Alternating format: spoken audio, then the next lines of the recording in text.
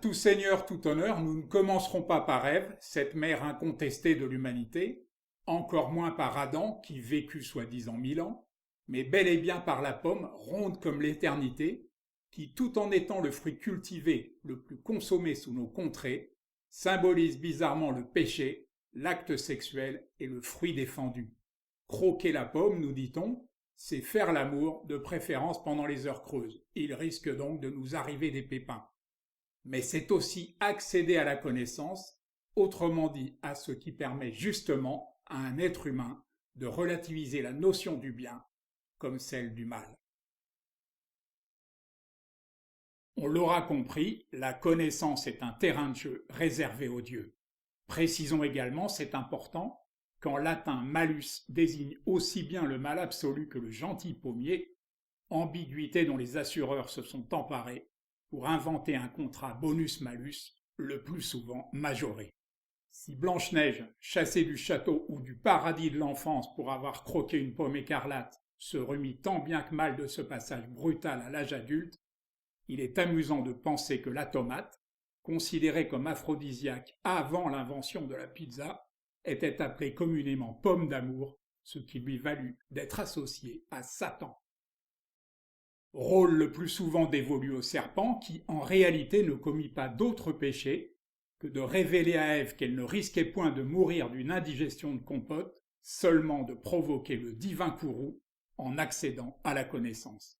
Avant la Genèse, le serpent était plutôt un symbole de santé et de sécurité, comme quoi on peut payer au prix fort d'avoir eu ne serait-ce qu'une seule mauvaise idée. Car sur ce coup-là, Dieu manqua franchement d'humour. Non content d'expulser les amants après leur avoir passé un savon, il condamna le serpent à se traîner dans la poussière et à mourir, la tête écrasée. Le pauvre, longtemps après être passé dans les mains d'Adam, fut pourtant un bâton infiniment précieux pour Moïse, transformant à la demande l'eau du Nil en sang, ouvrant en deux la mer Rouge ou faisant tomber la grêle à volonté. Symbole de grâce et de puissance, ce serpent-là en tout cas avait le pouvoir de guérir les infortunées victimes de morsures de vrais serpents. Ces affaires ne s'arrangèrent pas vraiment avec l'Apocalypse de Jean, mais revenons à nos moutons ou plutôt à Ève. C'est parce que la femme est douée du pouvoir d'enfanter et de prolonger ainsi l'œuvre du Créateur qu'elle crut que celui-ci pardonnerait à Adam de lui avoir désobéi. Elle crut aussi, avec une innocence dans laquelle certains ont préféré discerner une ambition démesurée, qu'en s'ouvrant à la connaissance, les hommes et les femmes pourraient tutoyer les dieux. Je maintiens pourtant que ce fut par innocence, car comment imaginer la première des femmes condamner ainsi les hommes, c'est-à-dire ses propres enfants? Espérons qu'un jour, dans sa grande bonté, Dieu se décidera à lever la sentence relative à Ève. Concernant Adam, le Créateur avait inventé pour lui le double poste de gardien et jardinier de l'Éden.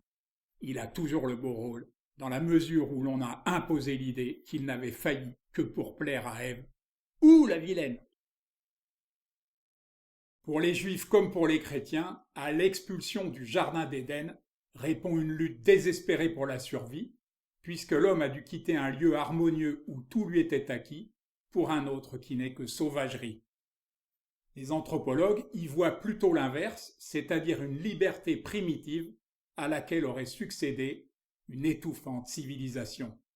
L'écrivain Ndruyen, qui est accessoirement la veuve de l'astronome Carl Sagan, voit dans l'Éden rien de moins qu'une prison haute sécurité.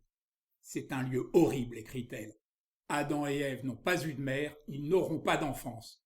Leur père est une voix terrifiante et désincarnée qui est furieuse avec eux dès l'instant de leur premier éveil.